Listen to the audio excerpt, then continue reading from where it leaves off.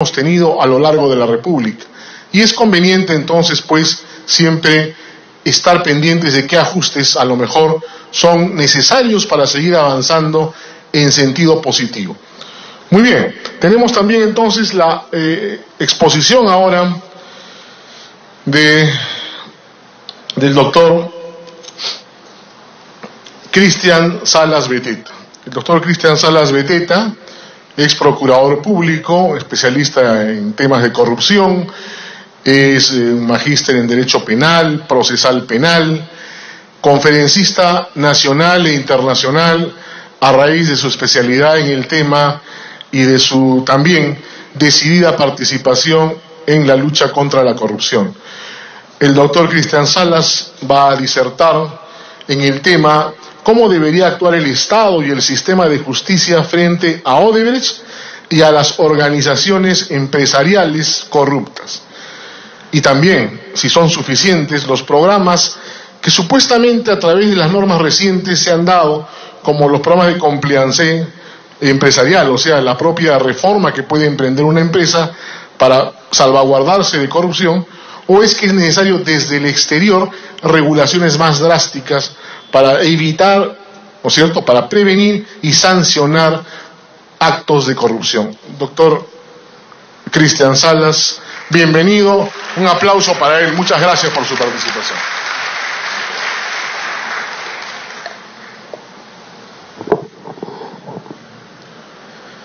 Señora doctora Jenny Vilcatoma, congresista de la República, señores colegas, distinguidos panelistas que nos acompañan en la mesa, señores abogados, público en general, ciudadanos, funcionarios públicos que nos acompañan en este auditorio, buenas tardes ya. Primero, decir que es un honor para mí formar parte de esto. Para quienes aún no se dan cuenta, señores, ustedes son la resistencia. Ustedes hoy son la resistencia. No hay más. La resistencia no está en los canales de televisión. La resistencia no está en el gobierno. El foco de resistencia contra la corrupción está en este tipo de eventos, en este tipo de debates acá y en las acciones concretas que se hacen desde nuestros respectivos lugares. Señores, con que ustedes saliendo de este foro repitan, conversen, dialoguen, difundan lo que aquí estamos conversando, señores, están haciendo resistencia a la corrupción. Háganlo. Señores, estamos logrando un gran paso si es que logramos hacer eso.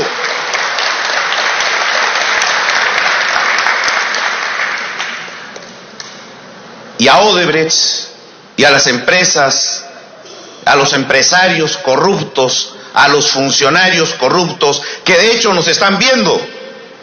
Estamos en vivo, nos están viendo. O si no, de pronto por ahí mandaron a sus esbirros a grabarnos y están acá. A ellos, señores, van a caer. Van a caer. La sociedad los va a sacar, los va a hacer salir del país y los va a meter presos donde corresponden. Señores, este contexto va a cambiar. Ya no vamos a tener medios de comunicación que encubran al sector empresarial y se pongan a aplaudir prisiones preventivas por doquier contra funcionarios y políticos corruptos, nada más. Esas empresas, esos empresarios van a caer y van a caer por voces como estas, por acciones concretas como estas. Señores, se me ha asignado responder dos preguntas muy técnicas.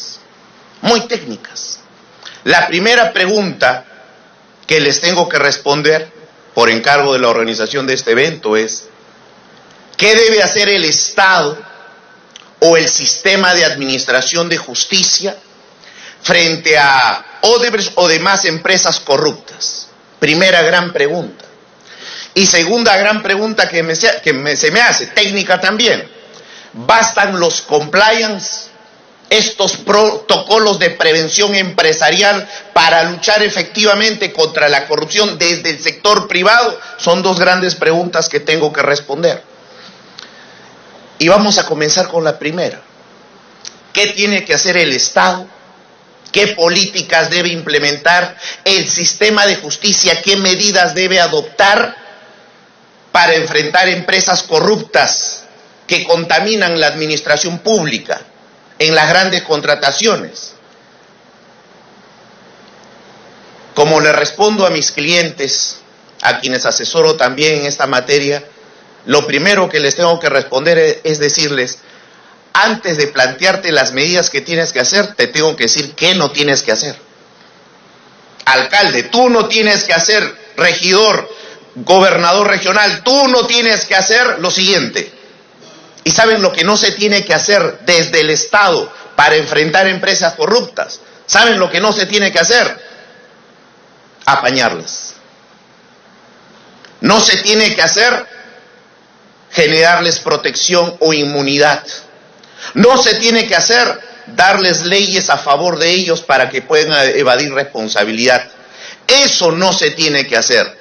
Señores, les voy a mostrar algo que va a generar, sin duda, una posición clara en ustedes. Y la afirmación que voy a lanzar la voy a sustentar técnicamente. El gobierno de Pedro Pablo Kuczynski ha encubierto a la empresa Odebrecht. Y lo voy a sustentar. Lo que vamos a ver, siguiente, lo que vamos a ver a continuación, siguiente, es esto.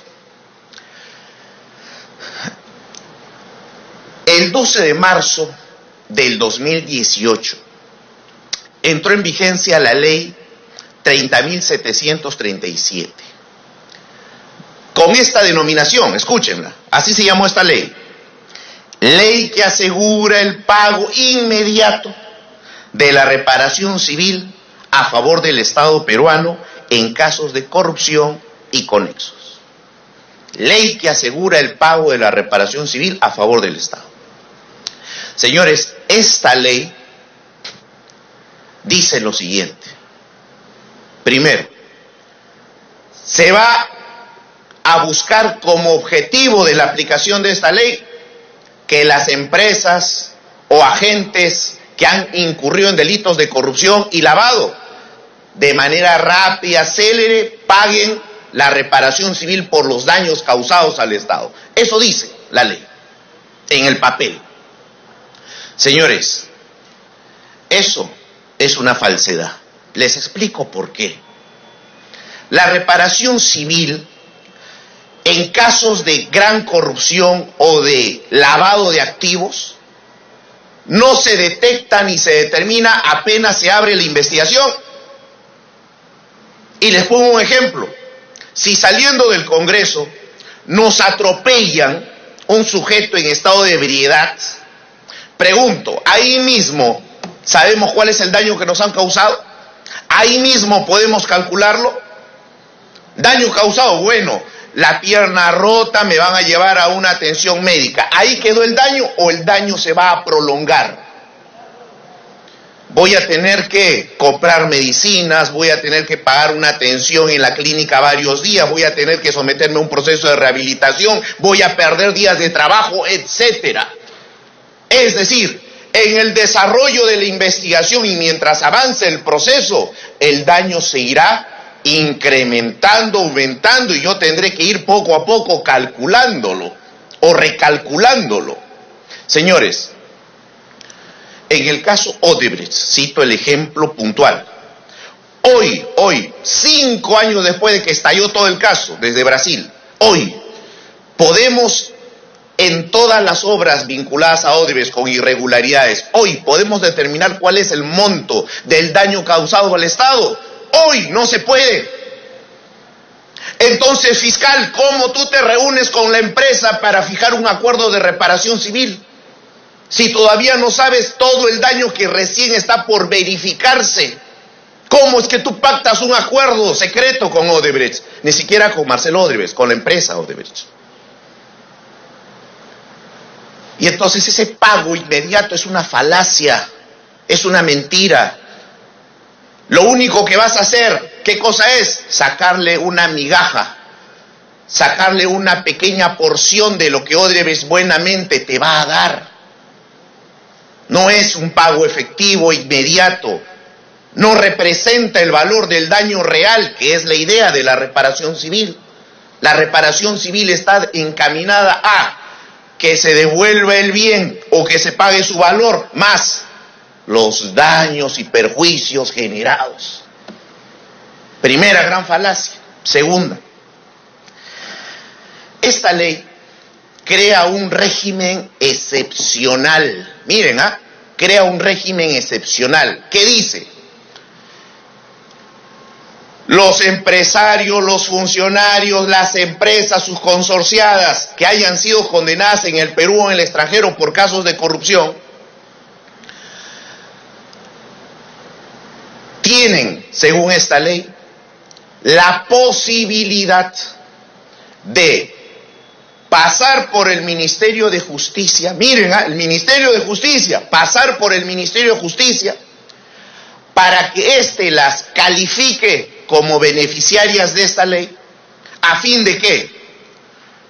A fin de, 1, obtener determinados beneficios propios de la colaboración eficaz. Empresas, consorcios, personas jurídicas pueden obtener los beneficios propios de la figura de la colaboración eficaz regulada en el Código Procesal Penal. ¿Qué nos decía el Código Procesal Penal? Decía, digo, porque se ha modificado con esta ley.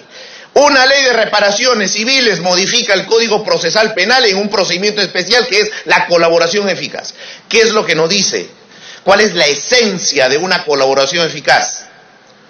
El Estado no puede obligar a ninguna persona investigada por un presunto delito. No lo puede obligar a que confiese, no. El Estado lo que le tiene que garantizar es que tiene derecho de defensa y que incluso puede guardar hasta silencio. El procesado, el investigado puede guardar silencio, es su derecho. Pero si ese procesado, ese investigado, voluntariamente decide brindar información, reconoce su responsabilidad en el delito, se indica a otras personas, aporta nueva información que devela toda una organización criminal y permite desarticularla, identificar dónde están los activos, frente a eso opera lo que se denomina el derecho penal premial. Es decir, el Estado le dice, por confesar y por dar esa información tan valiosa, te premio. Y lo que puedo hacer, ¿qué cosa es? Reducirte la pena o eximirte la pena si tu información es muy importante y permite desarticular toda la organización criminal. La idea de la colaboración eficaz, ¿cuál fue? Inicialmente, no te puedes acoger a la colaboración eficaz, a estos beneficios, si es que tú fuiste líder de la organización, pues. ¿Cómo el líder de la organización, viéndose acorralado, viéndose descubierto, cómo puede tocarle la puerta a la fiscalía y decirle, oye, yo cometí el delito, pero mira, con todos ellos lo hice. A todos ellos les ordené, yo era su jefe, yo les ordené. ¿Beneficio a ese cabecilla, a ese miembro de esa cúpula? No, esa no era la idea de la colaboración eficaz. Pero además, la colaboración eficaz busca negociar información para esclarecer los hechos versus libertad, pena, sanción. Señores, esta ley, ¿saben lo que permite? Permite que una persona jurídica se siente con el fiscal y negocie una colaboración eficaz. ¿Saben qué es una persona jurídica? Esto. Partida registrada SUNAR, Asociación Odebrecht S.A. Ahí está. A ver, siéntate y negocia con este papel, con esa entelequia, con esa abstracción. ¿Puedes negociar con una entelequia o negocias con personas naturales? Y esa persona natural que se sienta a nombre de la empresa, ¿qué? ¿Tiene responsabilidad penal o es un nuevo director? ¿Es un nuevo accionista? Señores, esta ley permite esa absurda ficción legal. Y sienta al fiscal, sienta a la empresa para que negocie una colaboración eficaz. Y lo peor viene aún. ¿qué le vas a dar a esa empresa? A esa empresa tú no vas a ponerte a negociar su libertad. Porque no, es imposible. ¿Sabes lo que vas a negociar? Avancemos con la diapositiva. Miren lo que dice, avancemos. Avancemos. Miren lo que dice la sexta disposición complementaria de esta ley, está ahí en internet, ubíquenla. Ni siquiera en sus articulados, sino en la sexta disposición suplementaria. Miren lo que le dice a la SUNAT, el Ejecutivo. SUNAT, tú no puedes embargar los bienes y activos de estas empresas en relación a sus deudas tributarias. No puedes. Y si ya se las embargaste, inmediatamente se las tienes que levantar. Eso dice la ley, no estoy inventando nada.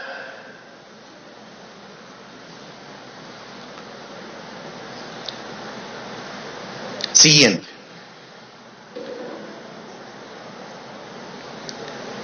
La ley además dice,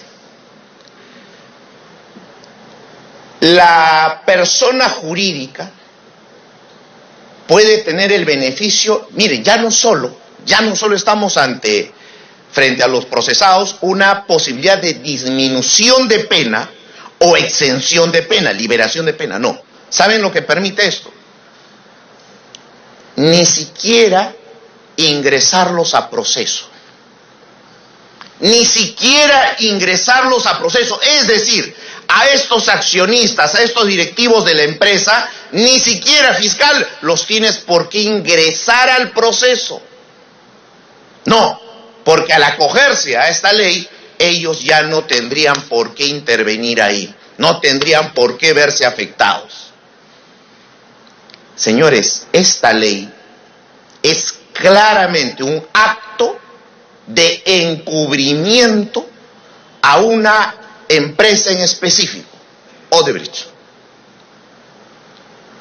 A través de esta disposición legal, el Poder Ejecutivo en el gobierno de Pedro Pablo Kuczynski lo que permitió fue que esta empresa, 1, no sea embargada; 2, que todo acto de embargo se levante inmediatamente; 3, que sus directivos aquí en el Perú no estén en el proceso; 4, y ahí viene lo peligroso, que prosigan con sus actividades comerciales en el país. Eso dice la ley. No estoy inventando nada. ¿So pretexto de qué? Y ahí es donde llegaron una serie de opinólogos a decir ¿qué cosa? No, es que pobrecitos los trabajadores, se van a quedar en la nada, el país se va a paralizar porque no van a continuar los grandes proyectos. ¿Qué grandes proyectos? Elefantes blancos, obras inservibles, proyectos fantasiosos, inflados, sobrevalorados. Pero ahí, frente a eso, hay una respuesta, que es una respuesta legal. Señores, el Código Penal y el Código Procesal Penal contemplan respectivamente lo que son consecuencias jurídicas para la persona jurídica y lo que son medidas coercitivas contra personas jurídicas. Y entonces, oiga, pero ¿y si esta ley no se daba? Pues, ¿qué pasaba con Odebrecht? ¿Qué hubiera pasado si esta ley no se hubiera dado? ¿Cómo asegurábamos el pago de la reparación civil? Como en todos los procesos, señores. Los que son abogados me entienden. Como en todos los procesos. En un proceso, ¿cómo aseguramos el pago futuro de la reparación civil? ¿Qué le pedimos al juez? Embargos. Pregunto, ¿Odebrecht tenía bienes que embargar o no? ¿O era un insolvente? ¿O en registro público no tenía nada? Señores, tenía millones que embargar. ¿Tenía bienes ilícitos, depósitos en bancos ilícitos para incautar o no? Oiga, pero ¿y el funcionamiento? La ley le permite al Estado, a través del Poder Judicial, designar administradores judiciales provisionales.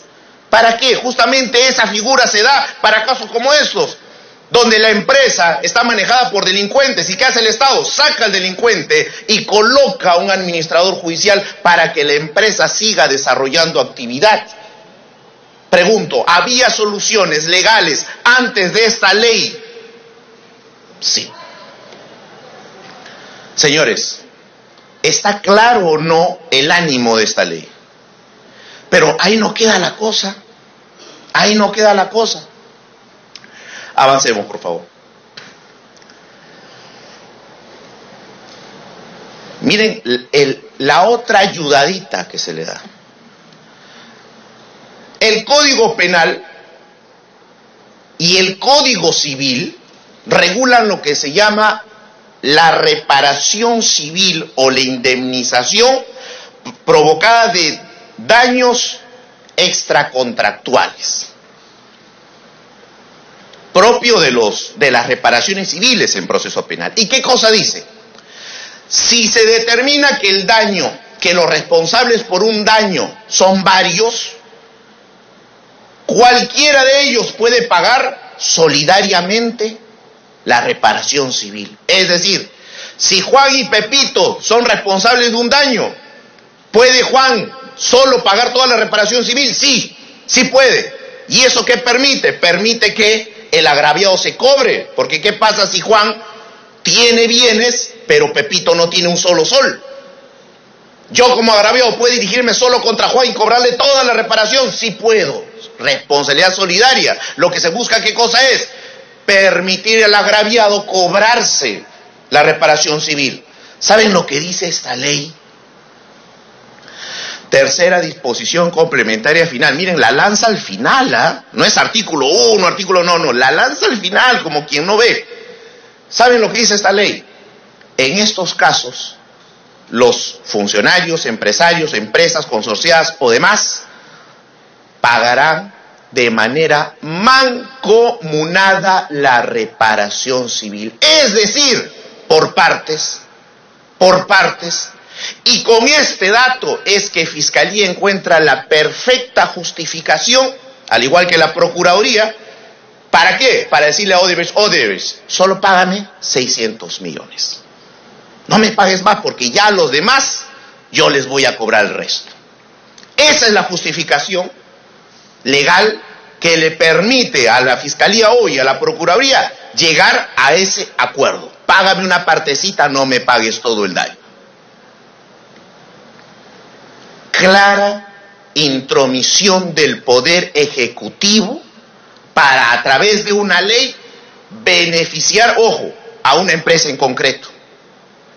Esta ley, señores, un constitucionalista, como mi amigo Gustavo Gutiérrez, claramente la podrá determinar como anticonstitucional.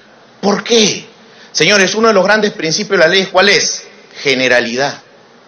Yo no puedo como Estado dictar una ley con nombre propio. Y esta ley, ¿a quién está encaminada a favorecer? Claramente, Odebrecht. ¿Otras empresas en otros procesos penales pueden acogerse a esto? No pueden. Clarísimo. Pero ahí no queda la cosa. Avancemos.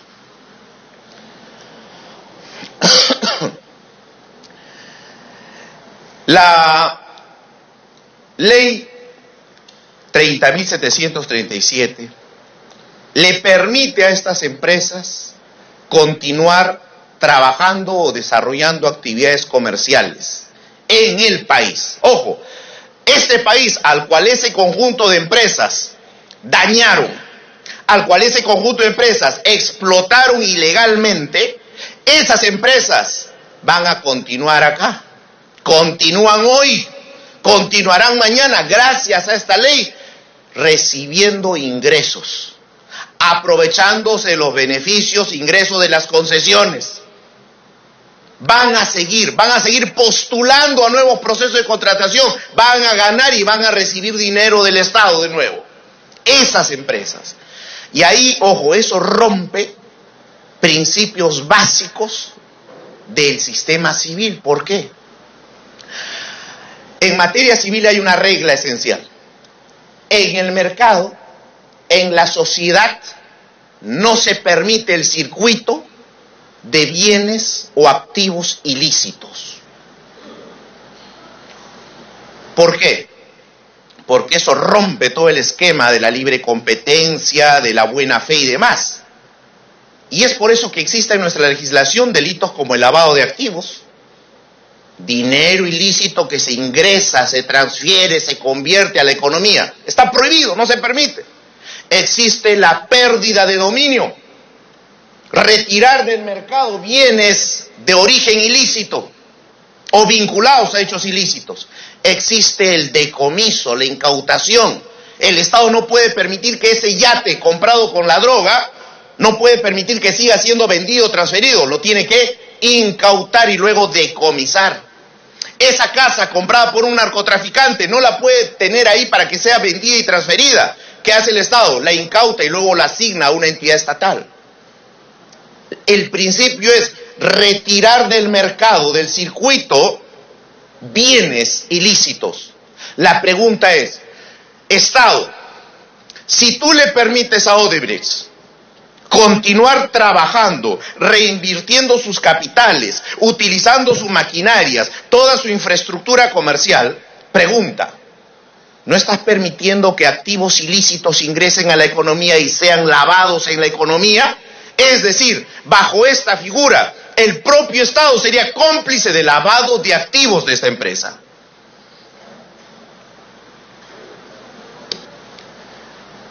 Y no queda ahí, seguimos.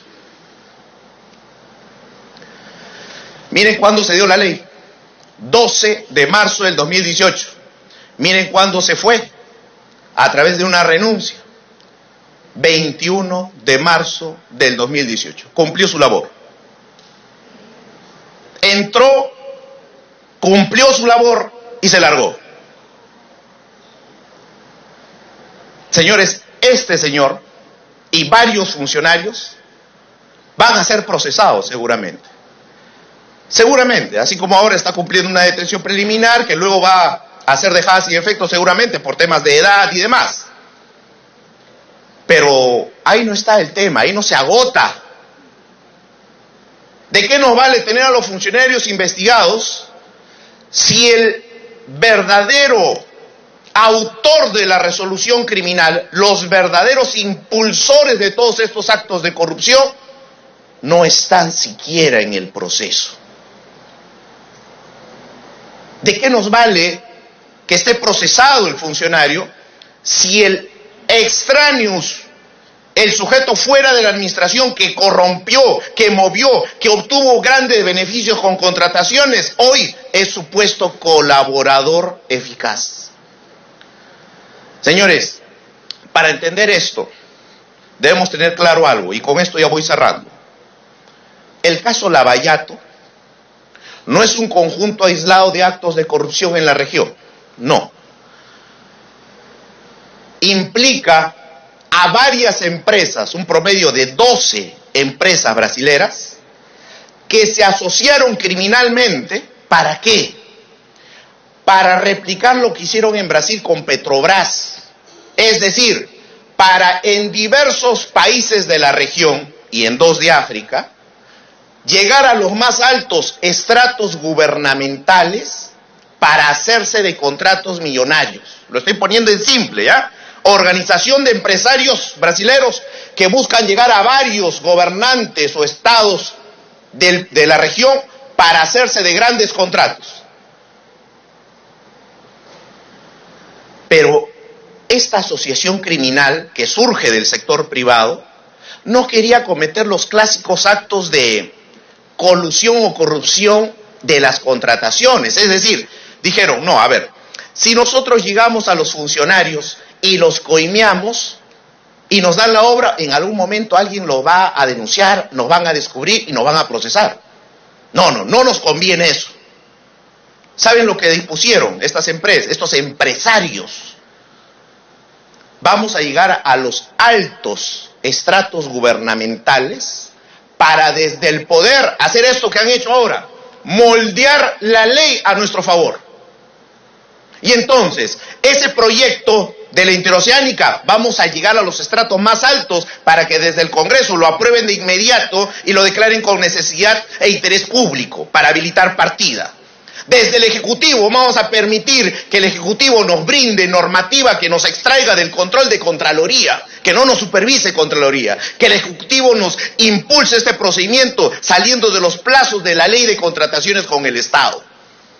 Vamos a captar a los altos funcionarios para que nos den leyes, para que luego cuando nos investiguen digamos, actuamos conforme al marco legal vigente.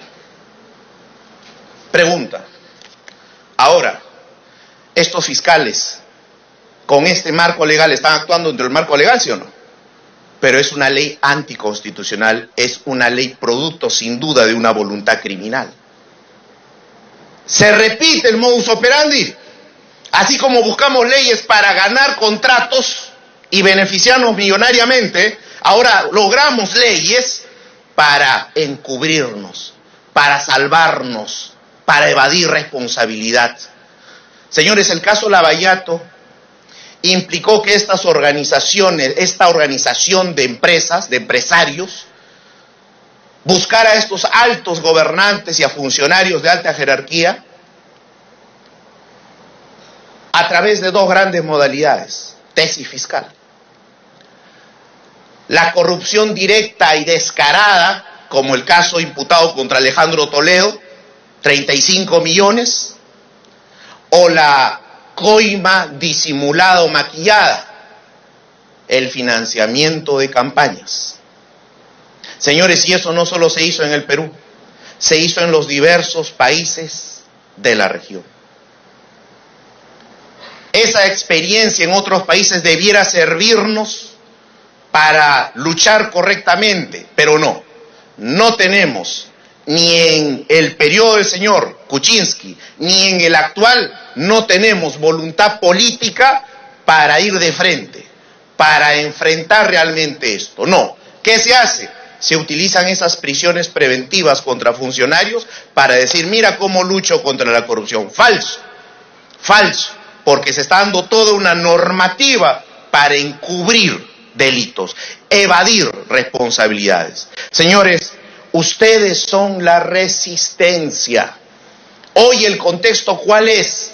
Todos los medios aplauden detenciones de funcionarios. Sobre los empresarios, calladitos. Todos calladitos. Señores, los contextos cambian. En mi vida he enfrentado casos, cuando me tocó servir al país, casos de mega corrupción en regiones. Señores, hasta antes de 2014 no había un solo presidente regional preso. Ni uno solo. Cuando se planteó esa posibilidad, procesar, meter presos a presidentes regionales vinculados a grandes casos de corrupción, nos tildaron de locos. Pero se hizo. Mafias como las que se imputa al gobierno regional de Ancash, que parecían tan poderosas, tan articuladas, tan complejas, con medios de comunicación, con poder político, con sicarios y demás, cayeron. Y no cayeron por gran esfuerzo estatal, cayeron por voces de ciudadanos. Claro, a la larga, con el tiempo, eso se tergiversó y terminó en prisiones preventivas como las que ahora vemos, como el pan de cada día. No. A lo que quiero llegar, señores, es que los contextos, por más difíciles que parezcan, los poderes que más firmes parecen, las autoridades corruptas que más inamovibles parecen, caen. Tarde o temprano caen. Pero lo que necesitamos, ¿qué cosas son? Voces, acciones. Y estos espacios sirven para eso, créanme, sirven para eso. Por favor, repliquen, lleven esto a otros lugares. Somos ustedes, son la resistencia. No hay que quedarse callados. Muchísimas gracias.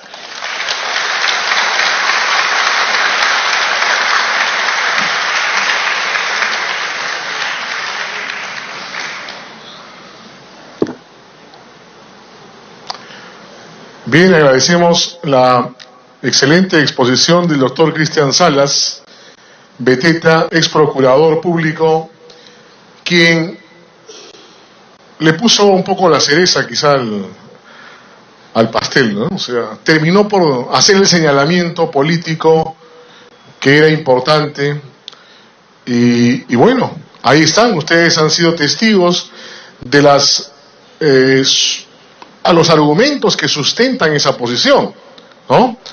Una ley que, dicho sea de paso, la congresista Vilcatoma también ha cuestionado frontalmente y sobre el cual ha presentado hasta un proyecto de ley derogatorio. Antes de pasar ya a la parte final de esta conferencia, vamos a mencionar algunas, aparte de todo el distinguido público que ha estado presente esta mañana y que nos ha acompañado desde muy temprano, algunas personas que han hecho un gran esfuerzo institucional por representar a sus organizaciones, ¿no? Estaba la señora Ángela Morales Sánchez, decana del Colegio de Estadísticos del Perú. Está también el decano nacional del Colegio de Oficiales de Marina Mercante. Está el decano nacional del Colegio de Geógrafos, el decano nacional del Colegio de Sociólogos del Perú, y estuvieron más temprano y se han retirado el decano del Colegio de Psicólogos del Perú y el decano del Colegio de Relacionistas Industriales, ¿no? En una muestra de responsabilidad ciudadana y de estar comprometidos también con esta lucha que nos debe involucrar a todos los peruanos decentes y que queremos un país mejor, han estado estas personas que representan instituciones y por eso las he querido mencionar por especial encargo de la congresista Jenny Vilcatoma, quien me pidió hacer esta mención.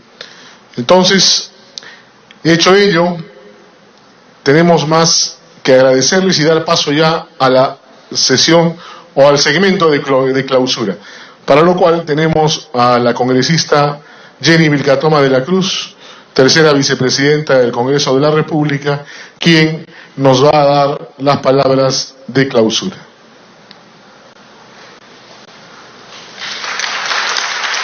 Perdón.